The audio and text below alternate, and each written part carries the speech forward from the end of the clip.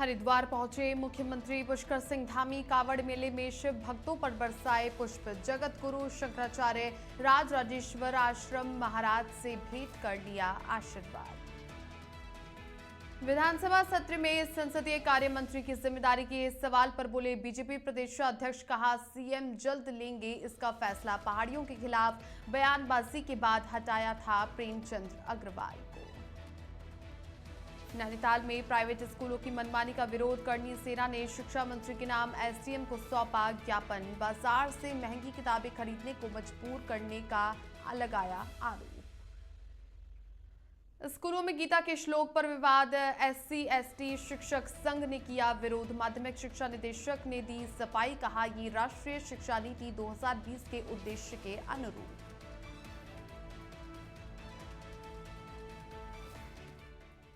नमस्कार, वंदे भारतम नेशन उत्तराखंड देख रहे हैं आप और आपके साथ हूं मैं छवि फागना। बुलेटिन की शुरुआत करते हैं। मुख्यमंत्री पुष्कर सिंह धामी आज हरिद्वार पहुंचे, जहां पर सबसे पहले भेल स्थित हेलीपैड पर बीजेपी के कार्यकर्ताओं और पदाधिकारियों ने उनका भव्य स्वागत किया।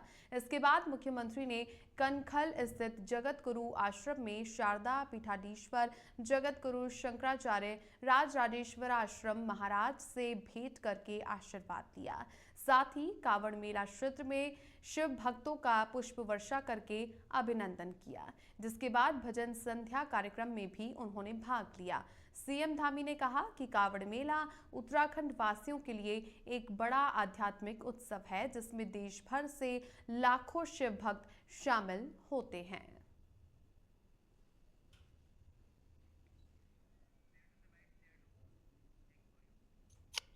कावड़ मेला हम सब के लिए बड़ा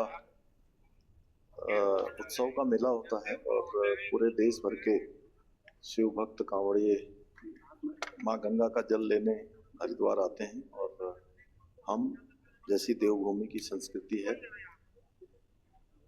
देवभूमि पधारने पर, देवभूमि में आने पर सभी का स्वागत करते हैं और उनके लिए सभी प्रकार की जो व्यवस्थाएं उनकी यात्रा को अच्छा बनाने के लिए, सुगम बनाने के लिए, सुरक्षित बनाने के लिए जो जरूरी है वो सब काम करते हैं।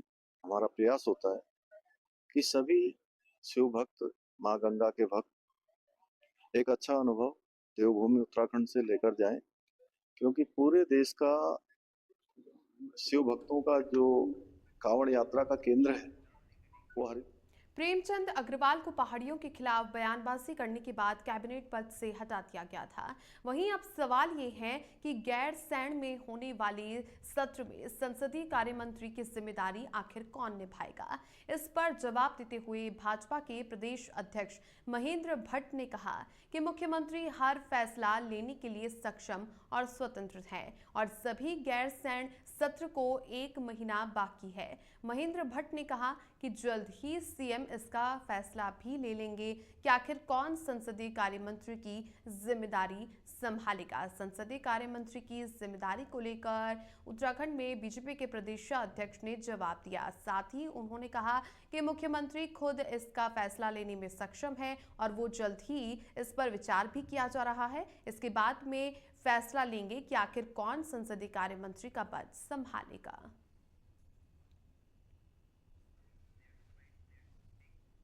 माननीय मुख्यमंत्री जी हर चीज के निर्णय लेने के स्वतंत्र है।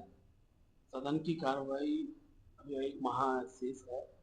बहुत जल्दी माननीय मुख्यमंत्री जी कौन से कार्य मंत्री होंगे उसकी विरोध में घोषणा करेंगे।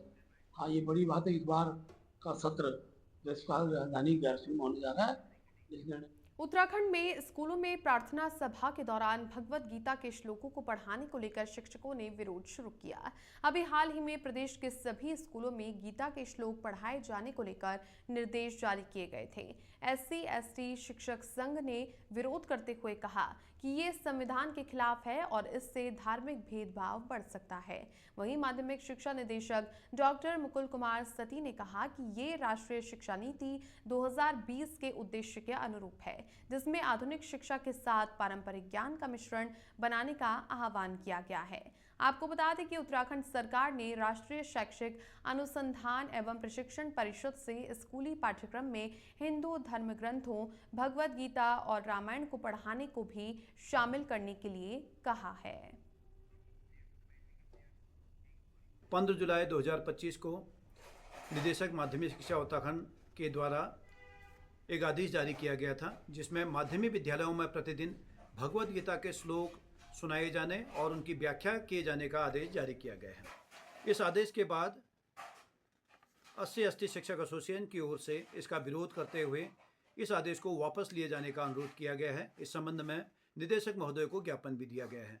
हम विदित है कि भगवद गीता शुद्ध रूप से एक धार्मिक ग्रंथ है और भारतीय संविधान के अनुच्छेद 28(1) में स्पष्ट रूप से लिखित किया गया है कि पूर्णतया आंशिक रूप से सरकारी निधि से संचालित शैक्षणिक संस्थाओं में धार्मिक शिक्षा प्रदान नहीं की जा सकती। देखिए, जो गत वर्ष से योजना स्टार्ट हुई है, तो ये सरकार की पहली प्रतिबद्धता थी कि हम कुछ बच्चों को ले जाएं। तो टॉपर्स बच्चे, जो हमारे बोर्ड के टॉपर्स बच्चे, उनको ले गए थे। 156 बच्चों को पिछले हम 5 राज्यों में ले गए थे। इस बार हमारे जो ऑनरेबल प्रमुख मुख्य सचिव सर हैं, उन्होंने हमको आदेश दिए थे कि कम से कम 1000 बच्चों को ले जाइए। 1081 बच्चे हो रहे हैं कुल मिला के, जो टॉपर्स बच्चे, उनकी लिस्ट हमने ले ली है, लिस्ट हमने तैयार कर ली है। तो इन बच्चों को हम इस बार जो है विभिन्न देश के विभिन्न शिक्षण संस्थाओं में भेजे जा रहे हैं। उनको घुमाएंगे, टीचर्स के साथ जाएंगे। जो शिक्षण संस्थान होंगे वो जो है IIT है, IIMs है, या हमारे एम्स हैं, या हमारे अच्छे जो है पार्क हैं, जैसे बहुत अच्छे पार्क होते हैं, हम ले आए। और साथ में जो इसरो है, अभी इसरो भी यहाँ पर चेयरमैन सर भी आए थे, तो वहाँ भी हम प्रयास कर रहे हैं कि इसरो भी हम बच्चों को भेजें, और उनको हमने पत्र व्यवहार भी हमने उनसे किया हुआ है, और ये बहुत अच्छा है। केदारनाथ में मानसून को देखते हुए हेलीकॉप्टर सेवा पर प्रतिबंध लगा हुआ है। वहीं पर प्रतिबंध के बीच बद्री केदार मंदिर समिति के अध्यक्ष के कुछ VIP मेहमानों के साथ हेलीकॉप्टर से केदारनाथ जाने पर बवाल मच गया। सवाल खड़े हो रहे हैं कि जब केदारनाथ में हेलीकॉप्टर सेवा पर पूरी तरह से प्रतिबंध है, तो क्या ये प्रतिबंध सिर्फ आम जनता के लिए ही है? बीते दिनों कई हादसे हुए और जानें भी गई, जिसके बाद DGCA ने उड़ानों पर रोक लगाई। वहीं इस मामले पर बीजेपी के प्रदेश महामंत्री आदित्य कोठारी का कहना है कि अध्यक्ष हेमंत द्विवेदी के ऊपर केदारनाथ धाम की व्यवस्थाओं को देखने की जिम्मेदारी है। वो जरूरी काम से ही केदारनाथ गए होंगे। उनके समर्पण और निष्ठा पर सवाल खड़े करना सही नहीं है।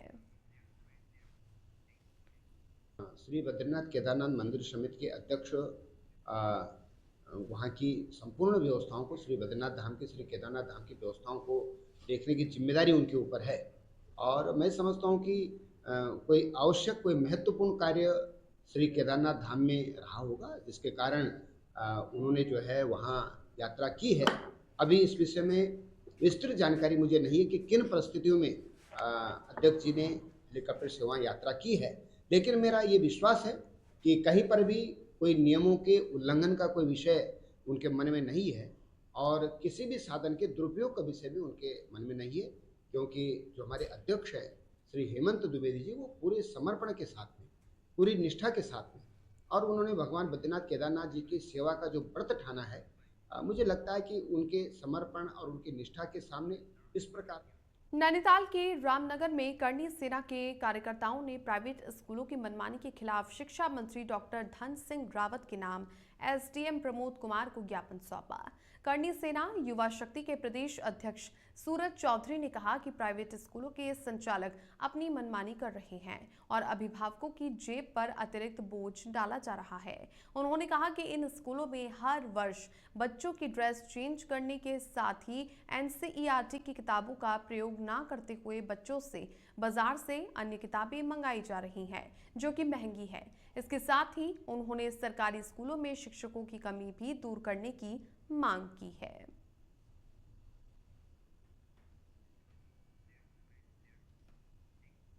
दरअसल पिछले लंबे समय से प्राइवेट विद्यालयों की मनमानी चल रही है। उस संबंध में आज शिक्षा मंत्री को उप जिलाधिकारी महोदय जी के माध्यम से ज्ञापन प्रेषित किया, जिसमें 10 बिंदुओं पर हमने मांग करी है। और मांग की है जो विद्यालय में NCERT की बुकें चलती हैं वो बुकें प्राइवेट विद्यालय लागू होने चाहिए। उसके अलावा जो प्राइवेट विद्यालय में बाहर से कंप्यूटर बुक और ज्ञान विज्ञान और व्याकरण, ग्रामर ऐसी बुकें जो बाहर से खरीदनी पड़ती है, जिससे अभिभावकों को खासा आर्थिक रूप से उन्हें परेशानी होती है, ऐसी बुकें भी एनसीईआरटी में लागू होने चाहिए, ऐसी मांग की है। और इसके अलावा जो इस रामनगर क्षेत्र में खंड शिक्षा अधिकारी हैं, उनके पास एक वाहन तक नहीं है, उनके लिए भी एक वाहन उपलब्ध हो सरकार की ओर से, ऐसी एक मांग ये भी की है।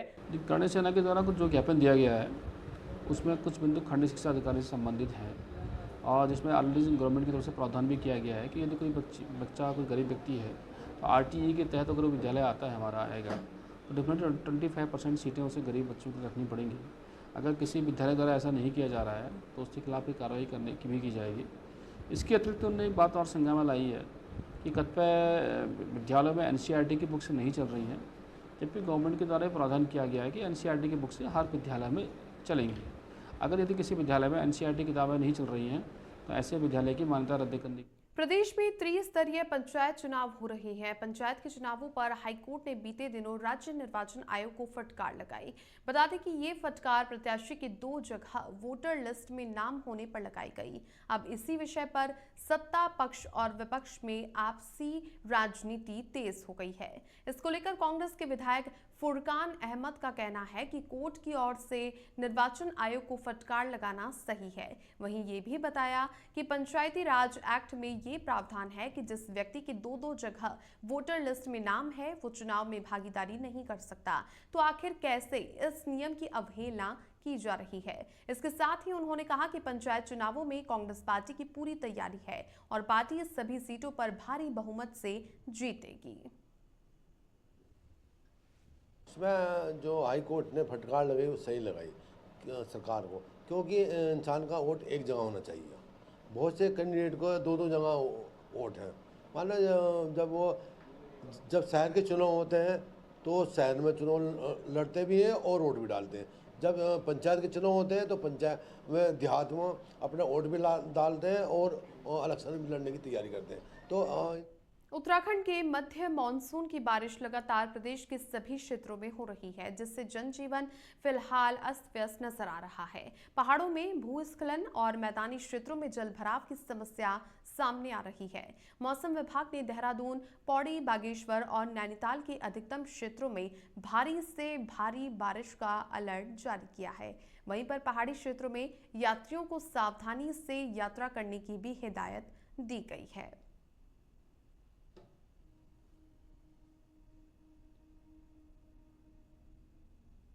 बिल्कुल 20 तारीख से देखेंगे आप इवनिंग नाइट से जो एक्टिविटी वो काफ़ी बढ़ने वाली है। जो मानसून सिस्टम है वो शिफ्ट होके बिल्कुल फुटहिल के अलोंग आ जाएगा, तो उसकी वजह से काफ़ी जो एक्टिविटी वो बढ़ने वाली है। तो आप ये कह सकते हैं कि जो 21 शाम से लेकर और 22 की शाम तक अगर देखें तो ये 2 दिन जो काफ़ी एक्टिविटी रहने वाली है। 23-24 में भी थोड़ी कमी तो आएगी, लेकिन फिर भी मैं कहूँगा उसमें भी अच्छी रहने वाली है। तो अगर 20 और 21 के लिए बात करें तो अभी तो ऑरेंज में हमने रखा है कि अगर हैवी से वेरी हैवी रेंज की बात करें तो कुछ जगहों में वो मिलने वाली है, उसका डिस्ट्रीब्यूशन बढ़ने वाला है, जिसमें कि आपका जो है नैनीताल, चंपावत, उधम सिंह नगर या इसी तरह गढ़वाल में देखेंगे टेरी, पौड़ी, देहरादून और आपका जो है हरिद्वार डिस्ट्रिक्ट, तो इनमें हैवी से वेरी हैवी रेन 20। और अब बुलेटिन में वक्त हो चला है एक छोटे से अंतराल का।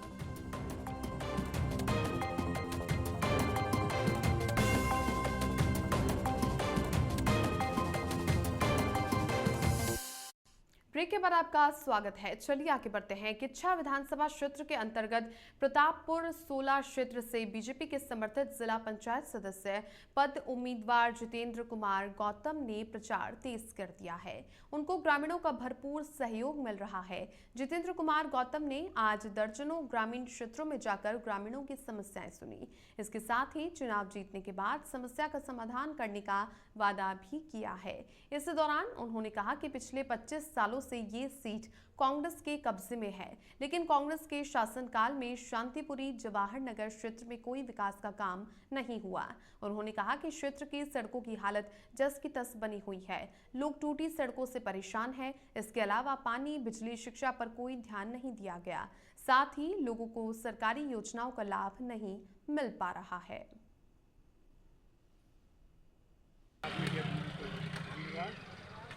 जितेंद्र गौतम जी के पक्ष में जनता थोड़ा ही नहीं पूर्ण रूप से यूँ मान के चलिए कि पूर्ण मत से बहुमत देने को तैयार है और उनको जिला पंचायत सदस्य मनोनीत करने के लिए बिल्कुल जागरूक है। उसका मेन कारण ये है कि आप 25 वर्ष तो छोड़िए, बहुत लंबा हो गया 25 वर्ष का कार्यकाल। 5 वर्ष पहले यहाँ यही भ्रम फैला कर कि बाहर के लोग हैं, अंदर के वाले को जिताओ वाले क्षेत्रीय मामले। मैं मूल क्षेत्र का रहने वाला हूँ, जवाहर नगर शांतिपुरी का, और 10 साल से इस राजनीति में लोग तमाम संपर्क में रहता हूँ जनता के, उनके सुख दुख में करता हूँ। उन्होंने मेन बुनियादी जो ग्रामीण क्षेत्र के जो विकास थे, जो बुनियाद थे, उसके बात छोड़ दी है। और जो ये प्रचार दुष्भ्रम फैला रहे हैं कि बाहर के हैं, वो अपनी कमी छिपाने के लिए, अपने को हारने का महसूस करने के लिए बात बात जनता को भ्रमित कर रहे हैं कि वो बाहर के। कैसे बाहर के हो गए? उनको ये ज्ञान नहीं कि वो जिला पंचायत सदस्य प्रत्याशी के रूप में है, लेकिन वो ये नहीं जान रहे कि जिला पंचायत क्षेत्र का प्रत्याशी का क्षेत्र कितना बड़ा होता है, कहाँ तक होता है। हम घर घर जा रहे हैं और वोट की अपील कर रहे हैं। डोर टू डोर प्रत्येक व्यक्ति के घर जा रहे हैं और हम स्टार्टिंग से जवाहर नगर का हमने पहले कोने से उधर से स्टार्ट हुए हैं और एक एक जवाहर नगर शांतिपुरी के प्रत्येक घर हम जाएंगे, अपनी बात को रखेंगे और जनता हमारी बात को सुन रही है, समर्थन भी दे रही है, बहुत प्यार दे रही है, सहयोग भी कर रही है और हमारे साथ चल भी रही है। और समस्याएँ तो इस क्षेत्र में काफ़ी हैं, नाली हो, रोड हो, क्योंकि जिन क्षेत्रों में काम भी हुआ है उस क्षेत्र में काम अच्छी क्वालिटी का नहीं हुआ है। तो मेरा इस क्षेत्र के लोगों से निवेदन है, अपील है कि आने वाली 28 तारीख को आप भारतीय जनता पार्टी का हमारा जो भी चुनाव चिन्ह रहेगा वो आपको बताया जाएगा और आपके बीच में चिन्ह को भी लेके एक बार हम डोर टू डोर फिर से लोगों के घरों में जाएंगे और अपनी वोट की अपील करेंगे। और लोग, जनता इस बार जवाहर नगर शांतिपुरी की जनता परिवर्तन चाह रही है, क्योंकि 25 साल से ये सीट कांग्रेस के कब्जे में है और कांग्रेस में के कब्जे में होने के कारण इस क्षेत्र का जो विकास होना चाहिए था वो इस क्षेत्र का विकास नहीं हुआ। ये लोग पहले जो वो थे हमारे यहाँ के कांग्रेस के प्रत्याशी, वो आज तक 25 साल से ये भारतीय मतलब कांग्रेस की इसमें सीट रही है और अब के उसमें जब हम घूम रहे हैं तो उसमें यही मुद्दा उठ रहा है कि ये लोग मतलब जीत तो जाते हैं मगर कभी फील्ड में नहीं उतरे हैं। मगर आपके हम पूरा समर्थन कहते हैं शांतिपुरी कांग्रेस ये जवाहर नगर, इस समय पूरा समर्थन हमारे भारतीय जनता पार्टी के प्रत्याशी। खबर उधम सिंह नगर के सीमांत खटीमा से है, जहां वन विभाग तराई पूर्वी वन प्रभाग साथ ही हल्द्वानी के अंतर्गत खटीमा रेंज के विभिन्न स्थानों पर हरेला पर्व को बड़े ही हर्षोल्लास के साथ में मनाया गया। खटीमा रेंज में ऑक्सीजन पार्क साल भोजी नंबर 1 में वृक्षारोपण कार्यक्रम आयोजित किया गया। इसी अवसर पर कार्यक्रम के मुख्य अतिथि नगरपालिका अध्यक्ष रमेश जोशी रहे और उप प्रभागीय वनाधिकारी सचित वर्मा ने पौधारोपण करके कार्यक्रम का शुभारंभ किया। हमारा लोक पर्व हरेला पूरे हर्षोल्लास के साथ मनाया जा रहा है और इसी कार्यक्रम के उपलक्ष्य में खटीमा क्षेत्र के विभिन्न स्थानों पर हमारे द्वारा फलदार प्रजातियों एवं अन्य प्रजातियों का रोपण किया जा रहा है, जिसमें हमारे साथ स्कूली बच्चों के द्वारा प्रतिभाग किया गया है, विभिन्न एनजीओज़ के द्वारा प्रतिभाग किया गया है, हमारी जो नगरपालिका है उसके द्वारा हमको सहयोग दिया गया है, हमारा प्रशासन, हमारा न्यायपालिका सभी के द्वारा हमको यहाँ पर सहयोग प्रदान किया है और हमने सभी के साथ यहाँ पर सम्मिलित रूप से वृक्षारोपण अभियान में यहाँ पर अपना प्रतिभाग किया है। जैसा कि आपको पता ही है कि ये हमारा लोक पर्व है हरेला और इसको हमारे पूरे प्रदेश में भी मनाया जाता है और अब तो ये स्थिति है कि इसको पूरे देश में मनाया जाता है। और माननीय जो हमारे मुख्यमंत्री हैं उनके द्वारा जो प्रचार प्रसार किया जा रहा है और उत्तराखंड सरकार लगातार वृक्षारोपण पर ध्यान दे रही है। इसी परिप्रेक्ष्य में माननीय प्रधानमंत्री जी द्वारा, माननीय मुख्यमंत्री जी द्वारा एक पेड़ माँ के नाम कार्यक्रम लगातार चल रहा है, जिससे उत्तराखंड के पर्यावरण को काफ़ी हद तक मदद मिल रही है और बहुत अच्छा पर्यावरण का संदेश हम लोग दे पा रहे हैं। और आने वाले समय में आपको लगेगा कि उत्तराखंड कितना सुरक्षित है स्वास्थ्य की दृष्टि से। ये सारी चीज़ें हम इस पर्व के माध्यम से करते हैं और हमेशा से इस पर्व का एक महत्व रहा है कि जब हरियाली होगी तभी खुशहाली होगी वाला जो हमारा एक कॉन्सेप्ट है, तो वो सब चीज़ें आप समय समय पे आप देखेंगे। अब उत्तराखंड हमारा बिल्कुल हरियाली से युक्त रहेगा और हमारे जो प्रदेश के स्वास्थ्य के दृष्टि से भी हम लोग कावड़ मेले में बढ़ते भीड़ के दबाव को देखते हुए सुरक्षा व्यवस्था को लेकर सघन चेकिंग अभियान चलाकर सुरक्षा की व्यवस्थाओं को पुख्ता किया जा रहा है।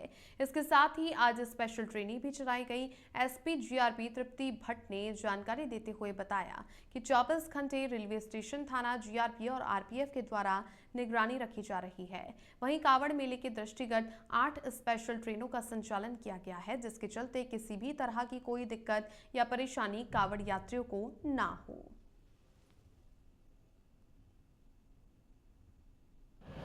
कांवड़ यात्रा में लगातार हमारे जो श्रद्धालु हैं वो रेलवे के माध्यम से भी आ रहे हैं, जिसके क्रम में हमारे द्वारा बृहद स्तर पर तैयारियां की गई हैं। लगातार हमारे द्वारा चेकिंग की जा रही है। सुरक्षा के जो इंतजाम है उनका स्वयं हम लोग जायज़ा ले रहे हैं।